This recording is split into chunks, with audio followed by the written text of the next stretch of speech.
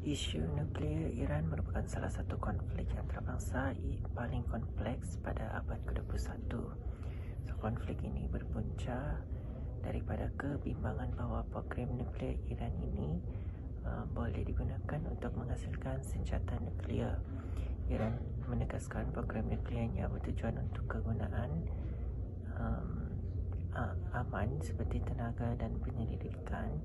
Rundingan diplomatik antara Iran dan P5+1 membawa kepada pemeteraian Joint Comprehensive Plan of Action JCPOA pada tahun 2015. Program nuklear Iran bermula pada tahun 1950-an di bawah program Atoms for Peace. Pada tahun 2002, kemudian nuklear yang tidak diisytiharkan mencetus kebimbangan antarabangsa. PBB, Amerika Syarikat dan Kesatuan Eropah mengenakan sekatan ekonomi terhadap Iran. Rundingan antara Iran dan P5+1 dijalankan bagi mengelakkan konflik ketenteraan. Apakah itu JCPOA? JCPOA ini merupakan satu organisasi yang ditandatangani pada 14 Julai 2015 yang melibatkan Iran dan negara P5+1 iaitu Amerika Syarikat, United Kingdom, Perancis, Rusia, China dan Jerman. Iran bersetuju menghadkan pengayaan uranium, membenarkan pemeriksaan oleh IAEA sebagai balasan sekatan ekonomi antarabangsa dikurangkan. Terdapat 3 objektif kajian bagi esei ini, iaitu pertama, menilai keberkesanan JCPOA sebagai satu mekanisme perundingan konflik, menganalisis kejayaan dan kelemahan pelaksanaan JCPOA, meneliti implikasi JCPOA terhadap keselamatan serantau dan hubungan antarabangsa. Joint Comprehensive of Action merupakan perjanjian nuklear yang telah ditandatangani pada tahun 2015 antara Iran dan juga negara P5+1. Matlamat utamanya ialah untuk menghadkan program nuklear Iran sebagai balasan kepada pelonggaran sekatan ekonomi.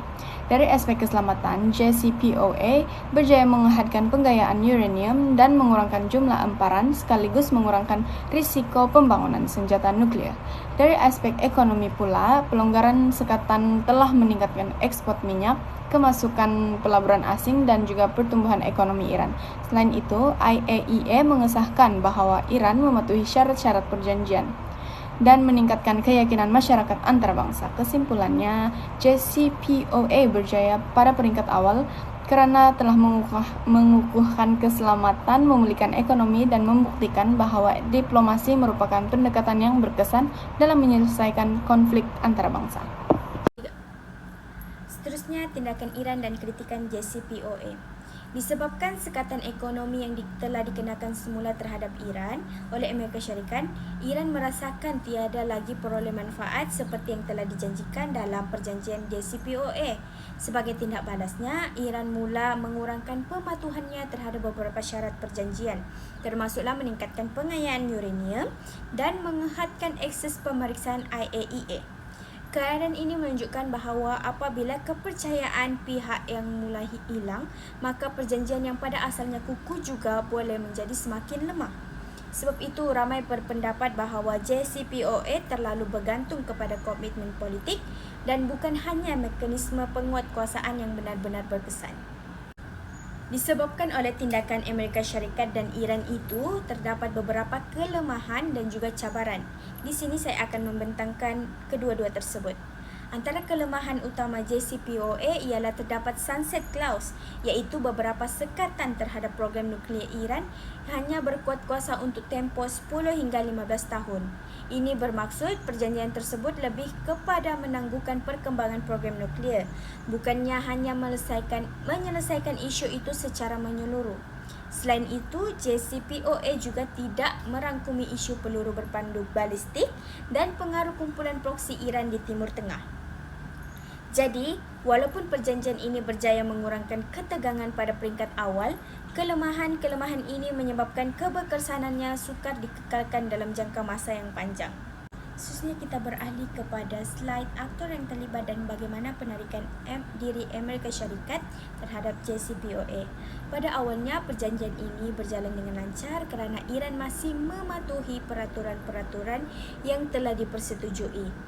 Dan hal ini juga telah disahkan oleh IAEA. Namun, pada tahun 2018, Presiden Amerika Syarikat iaitu Donald Trump telah menarik diri daripada perjanjian tersebut dan beralih kepada sebelah pihak sahaja. Selepas itu, Amerika Syarikat mengenakan sekatan ekonomi terhadap Iran. Dan di sinilah kita boleh lihat bagaimana ketegangan diplomatik antara kedua-dua negara tersebut dan keberkesanan JCPOA mula dipersoalkan. Selamat sejahtera, nama saya Shirley Jacqueline Wilson. Saya akan membentangkan tentang konsep perundingan konflik dan pembentukan Joint Comprehensive Plan of Action JCPOA. Perundingan konflik ialah proses menyelesaikan pertikaian antara negara melalui dialog, tolak ansur dan persetujuan bersama tanpa menggunakan kekerasan.